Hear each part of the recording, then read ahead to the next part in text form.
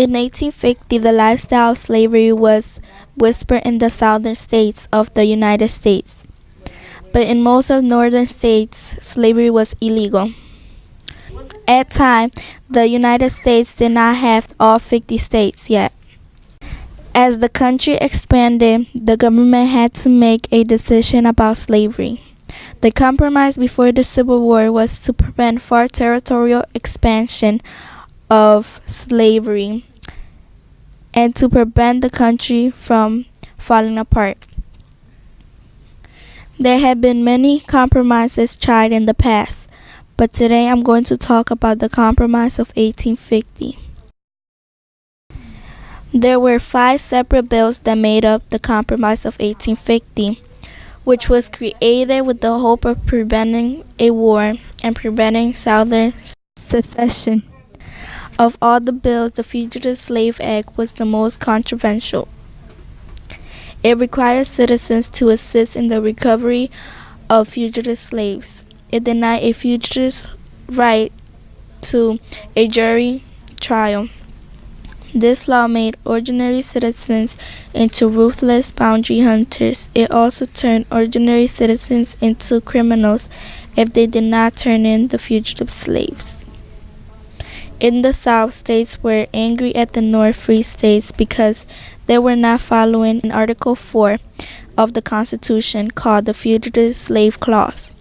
This clause ordered all states in the country to deliver and return runaway slaves to their slaveholders when requested.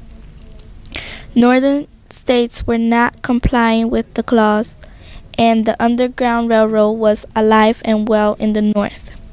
The Underground Railroad was a way for slaves to escape safely.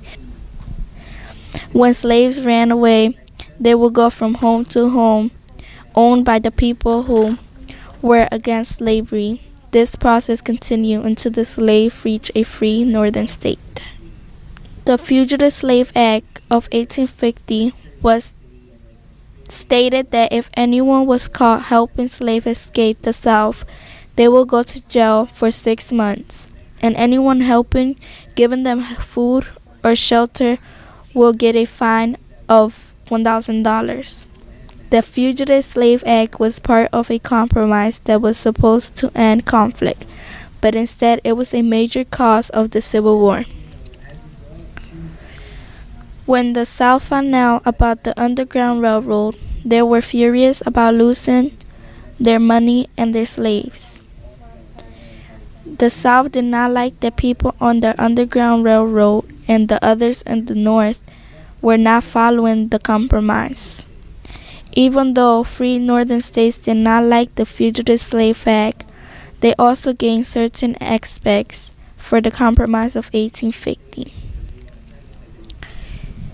During this time, the United States had just won the U.S.-Mexican War and gained new territory, including the states of New Mexico, Utah, and California.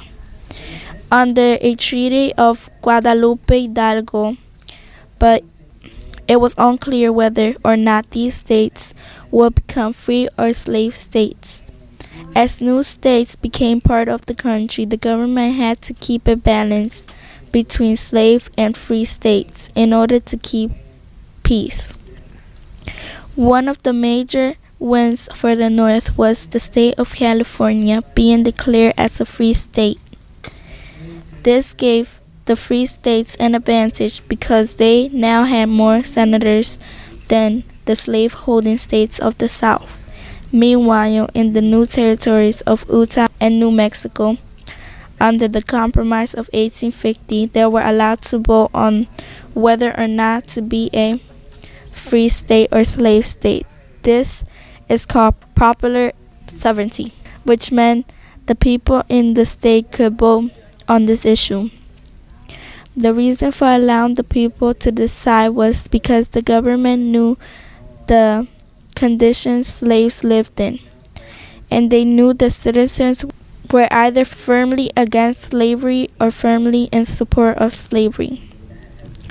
The lawmakers were afraid if they forced a state to be free or slave against the wishes of the people living in the state, then more problems would start.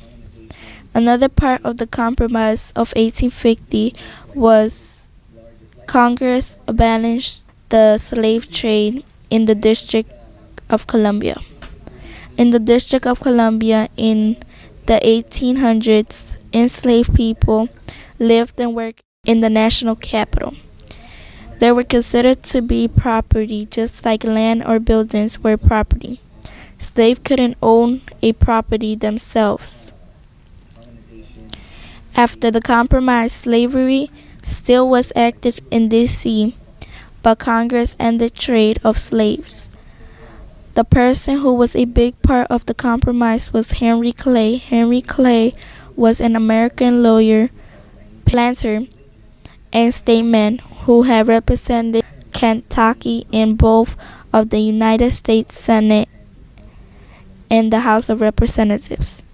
Clay was born in Hanover County, Virginia in 1777, but moved to Lexington, Kentucky in 1797. Henry went to the Senate in the 1831. The compromise he was part of in 1850 was the Fugitive Slave Act and ending the slave trade in D.C. The northern states had a war with the southern states over the issue of slavery.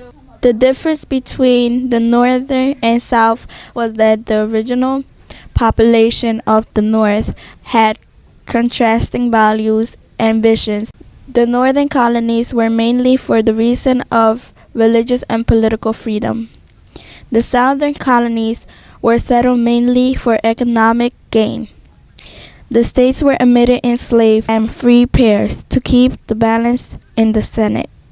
In 1850, When the territory of Missouri applied for the admission to the Union as our 23rd state, a Southern congressman shook his fist while addressing the House of Representatives. Missouri was admitted as a state despite provision in its constitution excluding free Negroes and mulattoes from the state.